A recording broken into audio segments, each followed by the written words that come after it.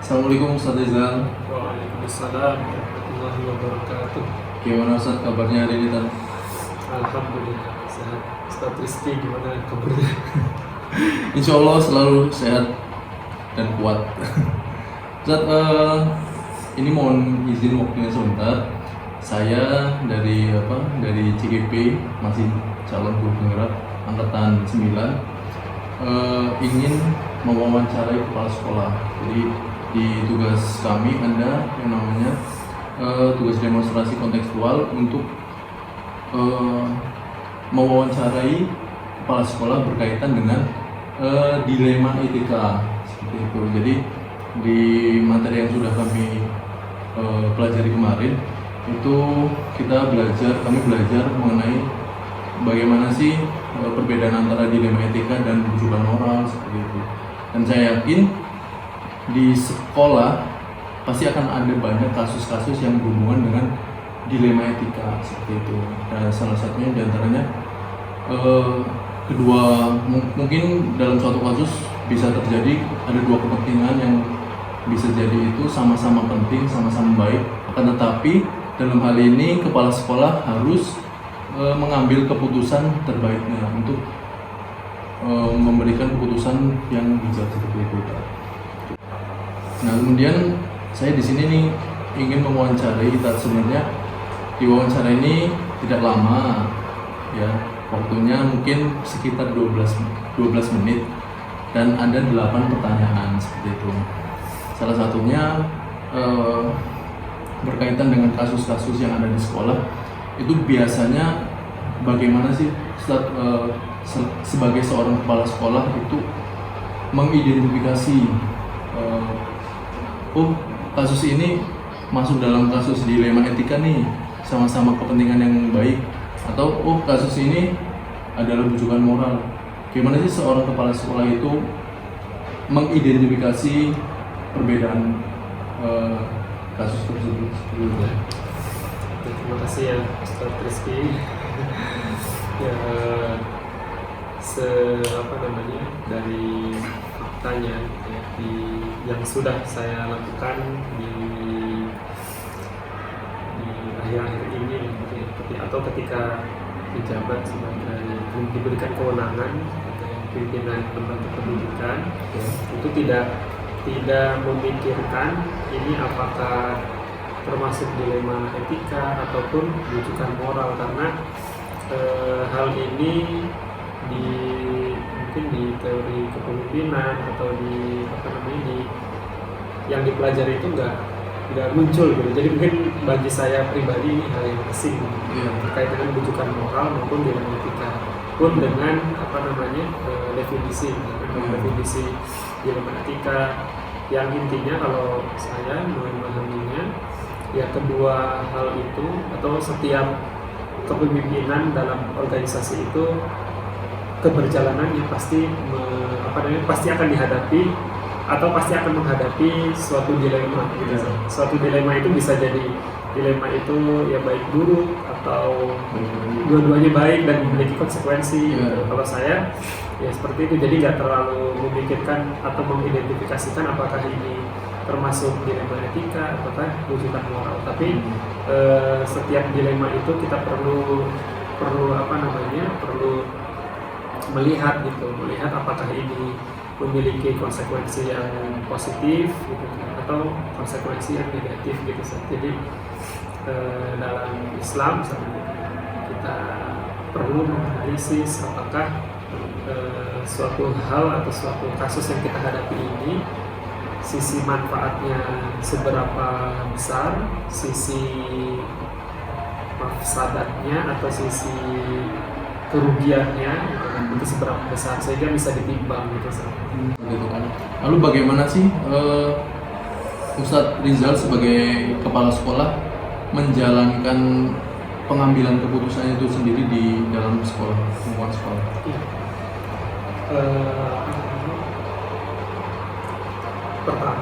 Pertama kita perlu mencari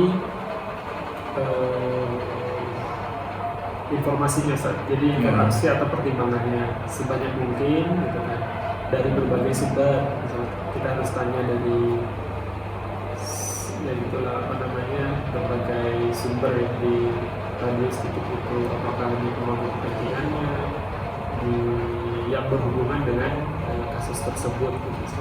Kemudian yang kedua kita analisis, saat kita analisis apakah ini tadi caranya itu dengan menimbang gitu antara, kalau dalam Islam itu ya, antara mafsadat dengan maslahat, jadi antara manfaat yang besar itu dengan kerugian atau kerusakan yang akan ditimbulkan dengan suatu kebijakan itu gitu. Jadi kita pertama kita cari sumbernya, kemudian kita analisis dengan cara menganalisis tadi, melihat ini ada nggak sisi manfaatnya, ini ada nggak sisi buruknya. Dipilihlah yang paling banyak manfaatnya dan paling sedikit keburukannya gitu, ketika dihadapi. Baru kita apa namanya ambil sebuah keputusan seperti itu dengan mengacu pada nilai-nilai gitu.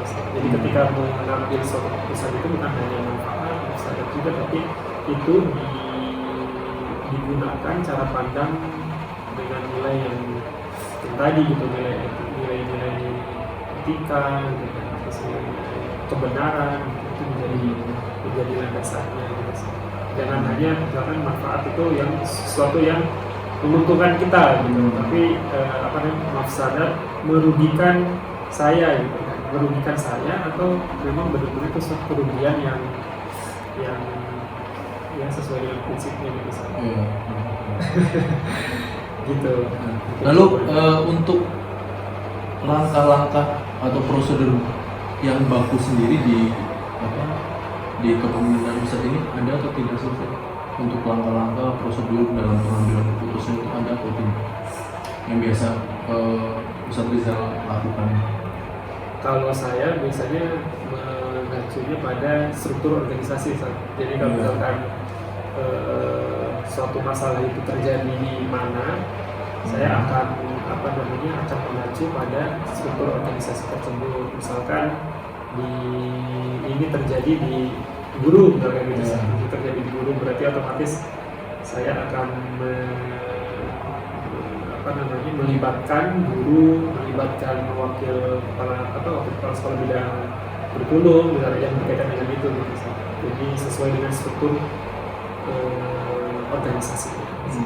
Jadi mulai dari guru, baru ke wakil kepala sekolah, baru jika sudah selesai mungkin berhenti di situ ya Ustaz. Ya. Kalau misalnya butuh bantuan kepala sekolah, baru ke kepala sekolah seperti itu. Jika ada masalah kalau itu.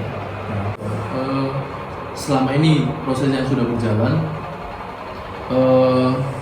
ada atau tidak yang Ustadz itu anggap ini adalah hal efektif untuk Ustadz sendiri dalam mengambil keputusan?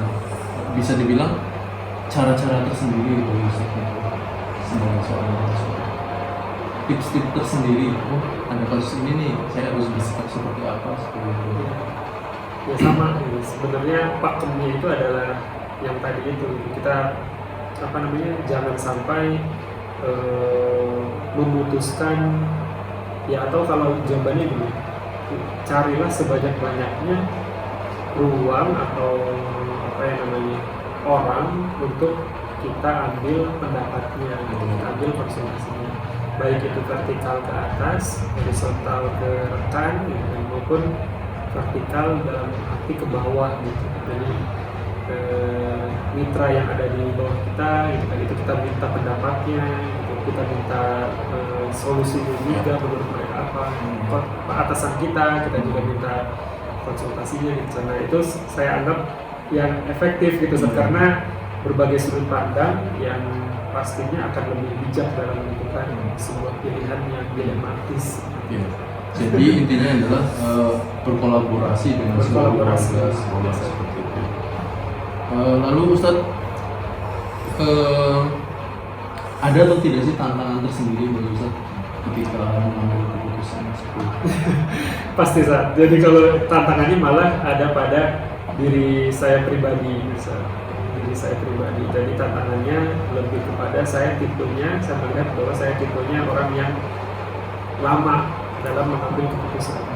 Jadi Karena nggak tas nggak sat gitu. Jadi karena ya tadi gitu, saya merasa saya akan sangat mantap mengambil sebuah kebijakan itu dengan melibatkan sebanyak mungkin orang gitu.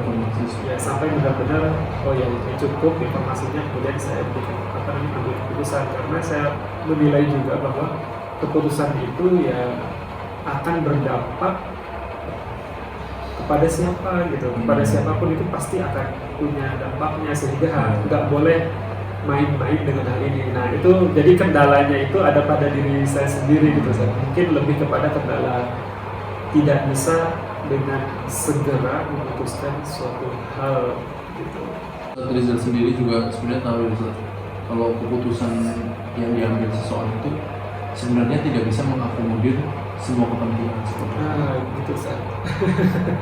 Jika terjadi jika terjadi suatu kasus yang di situ perlu peran kepala sekolah, ada atau tidak sih waktu tersendiri atau jadwal tertentu bagi Ustadz untuk ikut dalam menyelesaikan kasus tersebut?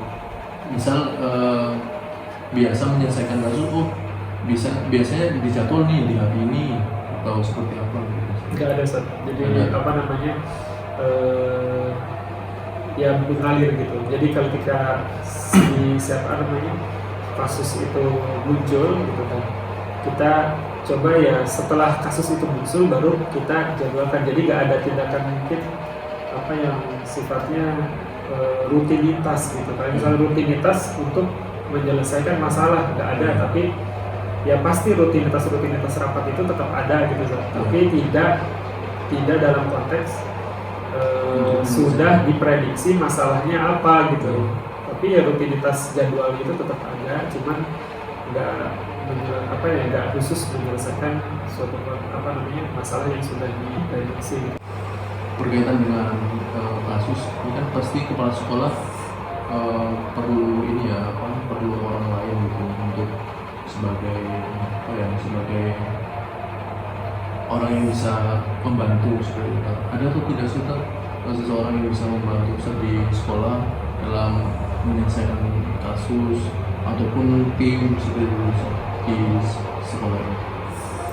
Struktur organisasi itu, jadi yang saya gunakan struktur organisasi, misalkan Ustadz bagian dari dari tim itu, di tim manajemen ada wakil kepala sekolah gitu kan, bidang kurikulum, bidang kesiswaan, bidang sarana prasarana, kemudian dibantu dengan TU dan bendahara, kita selesaikan bersama itu. Tapi secara vertikal ke atas juga itu juga saya sering gunakan gitu Ustadz. Jadi ketika ada masalah-masalah yang ini kira-kira kepentingannya itu lebih luas, saya akan konsultasikan kepada pimpinan.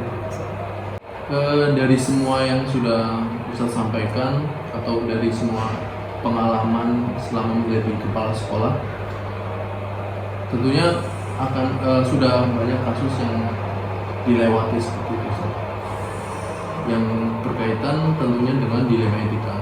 Ada atau tidak Ustadz pembelajaran yang dapat dipetik dari kasus-kasus yang sudah dilewati tersebut? Pastinya ada Ustadz. Jadi kalau setiap hari yang hidup ya, maupun dia jadi kepala sekolah, jadi guru, setiap orang hidup gitu pasti akan menghadapi ini gitu kan. Dan setiap kita hadapi ini, otomatis kita akan melewati suatu suatu permasalahan. Kita bisa merasa gini, maksudnya masalah itu pasti akan ada gitu. Setiap manusia itu pasti punya masalah, termasuk jadi pimpinan lembaga pendidikan.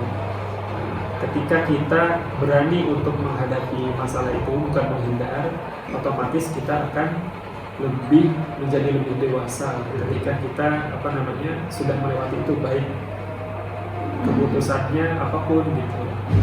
Tapi ketika kita prosedural gitu kan, keputusannya kita lakukan dengan menjaga nilai, kemudian prosedural tadi gitu kan, informasi itu dikumpulkan, kemudian dianalisisnya dengan baik, keputusan kita ambil, itu akan lebih menjadi apapun nanti hasilnya atau dampaknya, pasti akan memiliki kepuasan yang tersendiri gitu kan. Jadi kita akan merasa lebih senang gitu, lebih puas, kita memiliki pengalaman lebih untuk menghadapi kasus-kasus yang serupa gitu, atau kasus-kasus yang polanya sama, sehingga kita lebih percaya diri untuk menghadapi setiap permasalahan di matematika maupun pendidikan komunitas. Pasti akan ada pelajarannya. Iya. Oke, baik. Mungkin masih ada yang mau ditambahkan, Sir? Cukup, Sir. Terima kasih atas pertanyaan-pertanyaannya. Jadi belajar apa itu dilematika dan apa itu rujukan moral gitu. Ya, Zat, sama-sama. Saya juga terima kasih banyak atas waktu dan kesempatan yang diberikan supaya saya juga bisa belajar dari kepala sekolah berkaitan dengan kasus-kasus yang secara nyata sudah dialami oleh kepala sekolah. Kalau saya kan di guru penggerak hanya membaca kasus. Seperti itu, Ustaz. Mungkin terima kasih banyak atas waktunya, Ustaz. Kami akhiri. Wassalamualaikum warahmatullahi wabarakatuh. Waalaikumsalam warahmatullahi wabarakatuh. Terima kasih, Ustaz. Assalamualaikum Pak Wah. Waalaikumsalam warahmatullahi wabarakatuh. Mas Rizky. Sehat Pak? Alhamdulillah sehat Mas. Ini Pak, ini sedikit mengganggu waktunya. Jadi saya dari guru penggerak angkatan 9 ingin mewawancarai kepala sekolah. Jadi wawancaranya itu nanti setelah ini akan berkaitan dengan kasus yang berhubungan dengan dilema etika seperti itu. Jadi misal pasti kalau misalnya di sekolah itu akan ada banyak kasus-kasus yang berhubungan dengan dilema etika yang sebenarnya itu sama-sama baik, sama-sama penting, sama-sama memiliki kepentingan, akan tetapi nantinya kepala sekolah itu sebagai pemangku kebijakan untuk nantinya mengambil keputusan terbaik seperti itu, Pak. Iya, baik Mas Rizky. Ya Pak, jadi kalau boleh tahu Pak, selama ini gimana sih Pak kasus-kasus yang berkaitan dengan dilema etika di sekolah, di SMP ini khususnya? Iya, jadi terkait dengan pertanyaan itu yang berkutat atau membicarakan tentang kasus-kasus atau permasalahan siswa ataupun persoalan-persoalan yang lain yang menjadi ranah tanggung jawab kepala sekolah, ya perihal dilema etika ya Pak, dilema etika ya ini lebih banyak pada permasalahan yang dihadapi oleh kepala sekolah untuk memutuskan bagaimana keputusan itu baik bagi semuanya, baik bagi semuanya, karena memang kita ketahui bahwa persoalan dilema etika ini menjadi secara masalah di lapangan ini menjadi hal yang betul-betul kepala sekolah itu harus mampu memutuskan agar apa yang diputuskan itu merupakan solusi terbaik gitu ya, baik bagi sekolah, baik bagi siswa. Oke Pak, jadi setelah itu lalu bagaimana sih Pak Bapak itu bisa memilih gitu antara kasus-kasus yang misalnya itu memang sama-sama memiliki kepentingan yang mengandung nilai kebajikan gitu. Ambil aja salah satu contoh misalnya. Misal salah satu contoh kepentingan ini memiliki nilai kebaikan, yang ini juga memiliki nilai kebaikan hal lain. Bagaimana sih kira-kira langkah-langkah yang Bapak ambil? Apa saja langkah-langkah? Ya, jadi santri atau siswa ini itu melanggar peraturan gitu lah, melanggar peraturan sehingga kita harus menegakkan peraturan itu. Ini kan sesuatu dilema yang dihadapi oleh pimpinan, dalam hal ini kepala sekolah, dalam hal ini saya. Bagaimana di satu sisi menerapkan peraturan itu, di sisi yang lain kita memperjuangkan atau membantu agar anak-anak ini memperoleh kesuksesan belajar hingga selesai. Nah, ini yang terjadi. Maka pendekatan, maka pola yang saya lakukan itu adalah memberikan semacam edukasi di awalnya, pemahaman agar anak-anak itu tidak melakukan satu kesalahan, pelanggaran gitu ya. Di saat yang sama kita berikan satu informasi bahwa kalau kalian melakukan pelanggaran maka konsekuensinya begini dan begitu ya. Harapannya dengan seperti itu akan ada semacam zero masalah gitu ya, yang pada akhirnya kita tidak dihadapkan pada satu hal yang membuat kita untuk mengambil keputusan itu serba salah atau dilema gitu ya. Walaupun dalam perjalanannya zero masalah, zero kasus, hal semacam itu nggak mungkin, nggak akan terjadi gitu. Sangat mungkin sekali, sangat niscaya sekali. Namanya juga bersama anak-anak banyak dalam satu tempat dalam satu waktu lama gitu ya, maka akan terjadi masalah-masalah seperti itu. Maka di depan santri, di depan siswa kita seperti itu. Selanjutnya, manakala itu tetap terjadi, hal yang perlu kita kedepankan adalah tidak menjustifikasi kepada anak, tetapi terus memberikan pemahaman-pemahaman, memberikan penyadaran-penyadaran. Itu langkah yang kedua. Di saat yang sama, langkah yang kedua itu kita juga berikan punishment gitu ya. Berikan punishment juga ini dalam koridor atau bingkai-bingkai edukatif ya, yang terus mendidik, terus memberikan arahan kebaikan kepada anak. Gitu. Contoh kasus seandainya anak itu melanggar peraturan merokok begitu ya, di sini kan termasuk kategori kesalahan sedang gitu, atau kabur atau berantem gitu ya. Itu kan pelanggaran-pelanggaran yang ada kategori sedang, ada kategori berat gitu ya. Kalau berbicara peraturan memang saklek harus SP3 ya. Ini kalau SP3 ya identik dengan dikembalikan ke orang tua gitu. Tapi kita kan, saya merasa seandainya belum melakukan langkah-langkah edukatif, langkah-langkah persuasif, kemudian menerapkan itu, tentu kita melakukan langkah-langkah preventif dengan kita di sosialisasi, arahan-arahan. Begitu ada pelanggaran yang dilakukan oleh anak, ya kita coba menerapkan, tapi kita juga mencoba untuk memberikan satu pemahaman agar anak itu tidak putus sekolah. Iya, benar Pak. Dalam melaksanakan atau pada saat mengambil keputusan ini biasanya ada nggak sih Pak yang menjadi tantangan bagi Bapak dalam mengambil keputusan seperti itu? Jadi memberikan penyadaran seutuhnya agar anak itu sadar akan hal tersebut nggak baik. Ini rendah pada anak. Ini tantangan bagi kami, bagi saya gitu. Bagaimana menimbulkan, bagaimana mewujudkan kesadaran yang tinggi pada santri, pada siswa untuk memiliki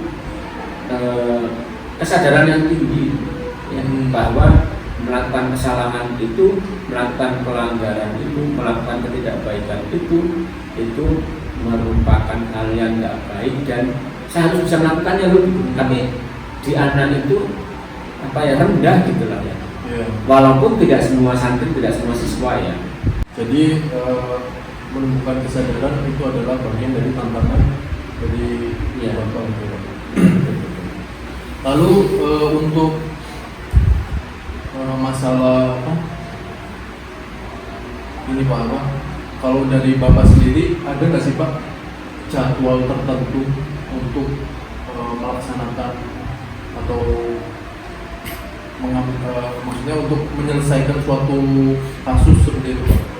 Dari Bapak sendiri ada atau tidakkah jadwal tertentu untuk menyelesaikan suatu kasus atau prosedurnya seperti apa? Seperti itu, Pak. Ya. Kalau saya tidak mematok jadwal tertentu untuk hal seperti itu, dengan harapan, dengan keinginan kalau tidak ada jadwal untuk menyelesaikan itu berarti kan tidak ada anak yang bermasalah gitu. Analoginya seperti itu, harapannya seperti itu. Tetapi hal yang seperti itu ya tadi di awal saya katakan namanya hidup orang banyak dalam satu tempat kurun waktu yang lama gitu kan, itu kan mustahil ya. Artinya ya ada saja yang seperti itu. Maka terkait dengan pertanyaan itu saya melakukan begini Mas, tidak semua masalah itu larinya atau endingnya di saya membuat beberapa lapis gitu ya. Pertama lapis Dewan Guru bersama guru-guru bimbingan konseling. Lapis kedua guru bersama bimbingan konseling bersama kesiswaan. Ya. Lapis ketiga baru wakakesiswaan bersama kepala sekolah. Jadi itu ini level-level, ini kelas-kelas yang kita sepakati dalam rangka memberikan arahan binaan, sekaligus seandainya adanya masalah pada santri, pada siswa, kita selesaikan melalui tiga tahapan itu. Nah, kalaupun pada akhirnya tahapan yang terakhir dengan saya itu dilakukan, saya berprinsip waktunya itu semakin cepat semakin baik. Ya, tidak atau jangan sampai persoalan yang harus diselesaikan oleh kepala sekolah itu berlarut-larut. Bahkan tim ini merupakan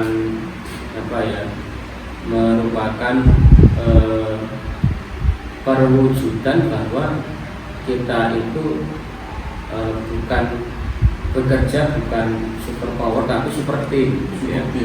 Bukan super power tapi super team. Artinya bisa jadi anak-anak itu dengan saya nggak selesai, tapi dengan wakakesiswaan selesai. Atau dengan wakakesiswaan tidak selesai, dengan guru bimbingan konseling selesai gitu ya. Sebelum sampai ke wakakesiswaan sudah selesai. Iya, bisa jadi seperti itu. Lalu Pak, selama ini dari pengalaman Bapak sebagai kepala sekolah, ada atau tidak sih kasus yang berkaitan dengan dilema etika ini yang dapat menjadi pelajaran penting yang bisa Bapak petik hikmahnya atau pelajarannya seperti itu? Iya, ada tidak ya, tentunya ada lah ya. Pelajarannya apa? Pelajarannya itu pertama, bagi anak, bagi kita sebagai pimpinan, mungkin juga bagi orang tua juga ya. Contoh bagi anak, bahwa mereka sekolah di sini, mereka belajar di sini, itu sesungguhnya mereka itu lagi memupuk masa depan. Mereka belajar sekolah nyantri di sini, hakikatnya mereka memupuk masa depan.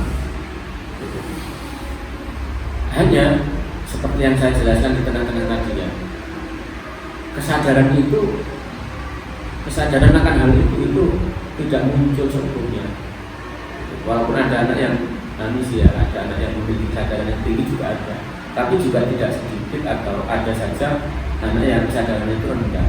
Maka pelajaran bagi anak itu adalah manakala melakukan hal yang nggak baik dan nggak baiknya itu berat gitu ya, maka berpotensi untuk tidak bisa berlanjut di situ. Pelajaran bagi anak seperti itu. Ada konsekuensi logis dari ketidakbaikan yang ia lakukan, sehingga ia harus berpindah tempat. Kemudian pelajaran yang sangat berharga bagi kami, bagi saya selaku pimpinan adalah itu tadi, adanya anak-anak seperti ini menjadi cerminan bahwa kita sendiri harus lebih masif lagi memberikan edukasi, memberikan penyadaran, memberikan ruang agar mereka itu bisa berekspresi. Kemudian dengan orang tua, gitu, pelajaran bagi orang tua. Ini orang tua yang saya maksud adalah orang tua kandung, gitu ya. Mereka juga agar, karena ini mendidik anak, mengarahkan anak tidak bisa sendiri, gitu. Artinya seorang guru, seorang sekolah, seorang lembaga pesantren, itu semuanya ya butuh kebersamaan. Maka apabila ada hal yang seperti itu, bagi orang tua adalah juga ikut menjadi bagian dari solusi. Mereka menjadi bagian dari solusi. Termasuk pelajarannya adalah orang tua itu siap menerima dengan ketidakbaikan anak. Maka manakala mereka, para orang tua juga menyadari anaknya juga punya potensi, anaknya juga melakukan hal itu, mereka siap untuk memberikan bagian kepada anaknya agar anaknya terserahkan, gitu. Laju tidak memberikan satu statement bahwa anak saya itu tidak baik, bahasa saya di awal itu justifikasi, ya, tidak justifikasi, tapi terus memberikan harapan-harapan agar anak-anak kita itu terus bisa tumbuh dan berkembang, ya.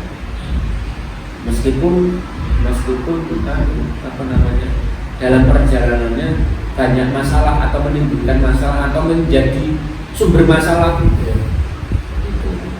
Jadi itu.